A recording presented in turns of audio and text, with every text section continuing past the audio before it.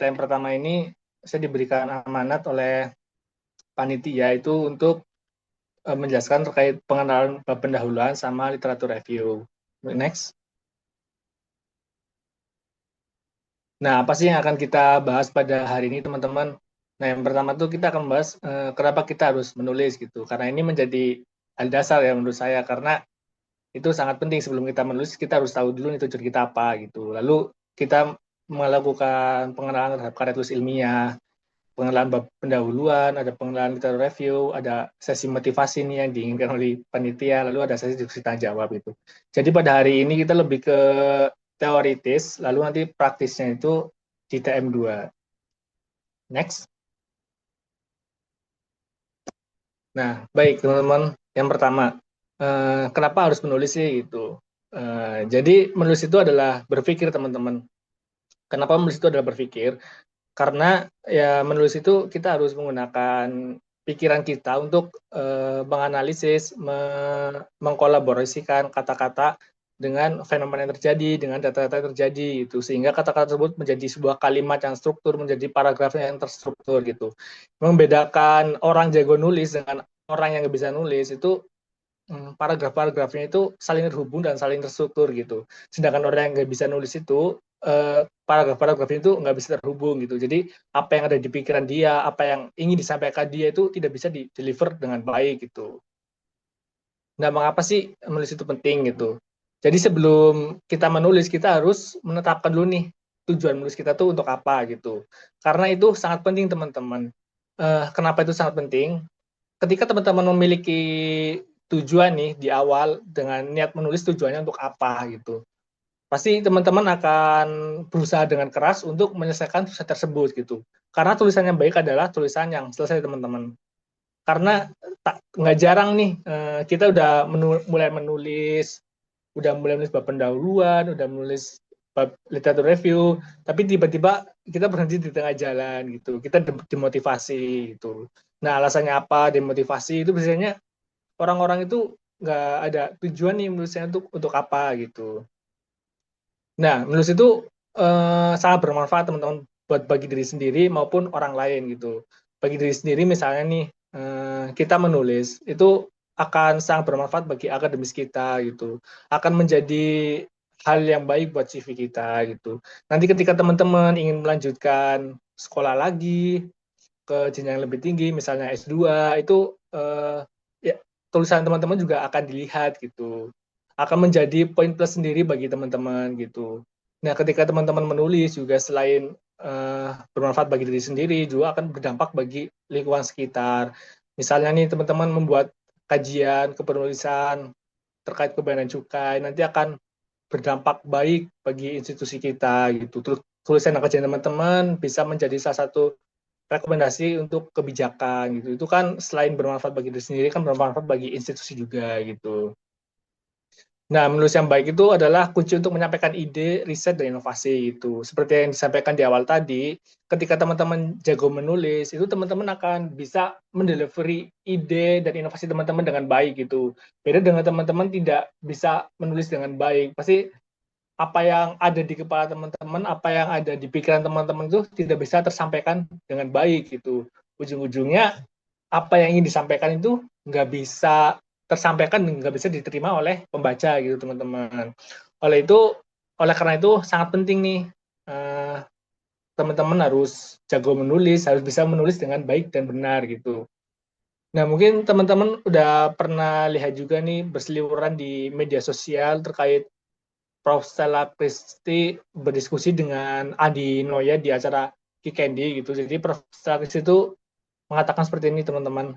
Hanya ada satu kelas yang wajib diikuti oleh seluruh mahasiswa semester 1 di Harvard University, yaitu kelas menulis. Nah, hal ini kan menunjukkan ya betapa pentingnya kelas menulis bagi seseorang gitu. Apalagi kan Harvard itu kan sudah terkenal kampus dengan reputasi yang sangat baik ya teman-teman.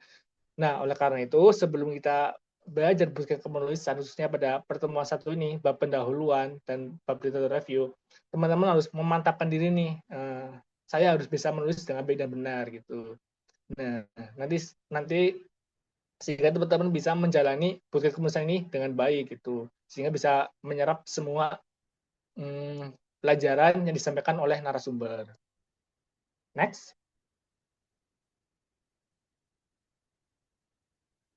Nah, kita udah tahu nih tentang pentingnya menulis dan kenapa harus menulis. Nah, sebelum kita melangkah lebih jauh, kita mungkin sedikit flashback sedikit teman-teman ya terkait karya tulis ilmiah itu apa sih gitu. Teman-teman mungkin kan sudah mengenal karya tulis ilmiah mungkin ada yang baru mengenal di bangku kuliah, SMA atau bahkan udah mengenal sejak zaman SMP gitu. Jadi secara sederhana itu karya tulis ilmiah itu adalah sebuah karya tulis yang berdasarkan pada hasil penelitian teman-teman, tapi disusun secara sistematis dan menggunakan metodologi penelitian teman-teman. Nah, tujuannya itu adalah untuk mendapatkan jawaban ilmiah dari suatu permasalahan gitu. Nah, hal ini juga diutarakan oleh Dr. Toto Juroto dan Bambang Supriyadi gitu. Jadi membedakan karya tulis ilmiah dengan karya tulis yang lainnya seperti opini atau artikel-artikel yang ada di berita teman-teman, itu adalah terkait bagaimana kita menyusun karya tulis ini. Karya tulis ilmiah itu kan sudah pasti harus secara sistematis ya, dan harus ada metodologi yang ilmiah gitu. Nah, baru bisa dikatakan itu sebagai karya tulis ilmiah. Nah, karya tulis ilmiah itu disusun dari apa sih? Karya tulis ilmiah itu disusun dari permasalahan-permasalahan yang timbul yang ada di masyarakat gitu. Jadi teman-teman nanti sebelum nulis itu harus mencari ide, mencari masalah yang ada di masyarakat. Nah, lalu ketika menulis ilmiah ini tujuannya itu adalah mendapatkan jawaban tuh dari masalah yang teman-teman temukan itu. Nah, secara umum berdasarkan hasil yang saya peroleh dari berbagai literatur, secara garis besar tuh kartus ilmiah itu dibagi menjadi beberapa hal teman-teman. Yang pertama ada makalah. Nah, ini mungkin teman-teman yang udah ada tugas UAS atau tes PIPMK mungkin nggak udah familiar ya terhadap makalah ini ya. Biasanya halamannya itu 5 sampai 20 halaman. Strukturnya itu nggak terlalu kompleks, cuma pendahuluan, pembahasan, kesimpulan gitu. Biasanya itu tugas akademik gitu. Nah, lalu ada skripsi nih. Skripsi yang nanti teman-teman D4 akan lakukan di akhir semester, itu biasanya terdiri 50 sampai 100 halaman. Nah, ini strukturnya itu lengkap, mulai dari bab pendahuluan, bab literatur review, pembahasan, metodologi, kesimpulan, daftar pusaka, dan lain sebagainya gitu. Nah, biasanya terkait pedoman penulisan ini nanti akan ditentukan atau ditetapkan oleh Pakenstan atau kampus-kampus yang ingin melaksanakan juga. Nah, tujuannya itu sebagai syarat kelulusan S1 atau D4, teman-teman. Nah, fokusnya ini pada penelitian mandiri dengan analisis dasar. Next.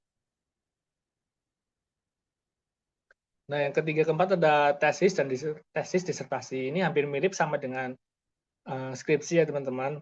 Tapi ini ranahnya itu untuk tesis itu syarat kelulusan S2, disertasi untuk kelulusan S3. Nah, yang tesis itu mirip dengan skripsi namun lebih detail, sedangkan disertasi itu sangat detail dan kompleks ya untuk lulus S3 gitu, dan banyak kayak halaman juga lebih banyak lagi gitu. Jadi semakin jenjang pendidikan kita semakin tinggi, maka strukturnya itu semakin kompleks teman-teman, dan fokus penelitiannya juga semakin kompleks gitu. Mungkin nanti teman-teman bisa dalami lebih lagi kalau ingin tahu tesis disertasi seperti apa sih membedakan dengan skripsi gitu. Teman-teman bisa dalami lagi di literatur-literatur yang ada di Google. Nah, lalu ada artikel ilmiah gitu. Artikel ilmiah itu ya semacam jurnal ilmiah, esai ilmiah, itu juga termasuk dalam artikel ilmiah gitu. Nah, yang mungkin yang akan teman-teman tulis dalam Bunga Rampai ini masuk nanti dalam kategori artikel ilmiah ya, teman-teman. Biasanya di publikasi jurnal itu lembaga OJS-nya itu mensyaratkan 5 sampai 20 halaman sih biasanya itu. Strukturnya terdiri dari abstrak, pendahuluan, penjelasan teori, ada metodologi, ada pembahasan hasil, serta kesimpulan. Nah, biasanya itu dipublikasikan di jurnal gitu. Lalu ada paper. Nah, paper biasanya kan ini ada yang pamflet, cover paper gitu dari universitas-universitas itu biasanya nih tujuan itu untuk konferensi atau seminar gitu. Nah, jadi setelah teman-teman mengatur ini jenis-jenis karya tulis ilmiah itu ada apa aja, ini harapannya ini teman-teman bisa memilih teman-teman ingin menulis di bagian apa gitu. Ya mungkin sesuai jenjang teman-teman yang saat ini pilih ya D4 mungkin nanti bertahap dari skripsi dulu gitu. Terus nanti yang D3 kan ada KTTA gitu. Nah, mungkin yang bisa teman-teman sering ikuti juga terkait artikel ilmiah, kan banyak nih kampus-kampus yang buka online jurnal submission gitu, ada yang gratis, ada yang berbayar gitu. Teman-teman bisa cari di sinta.kemendikbud.go.id gitu untuk mencari OJS. Nah, teman-teman juga bisa mengikuti lomba-lomba konferensi atau seminar nih untuk melatih nulis paper gitu. Sebenarnya paper sama artikel ilmiah itu hampir sama sih itu konteksnya, cuma tujuannya beda aja gitu. Nah, nanti yang untuk Bunga Rapai itu lebih ke pada artikel ilmiah nanti ke depannya. Next.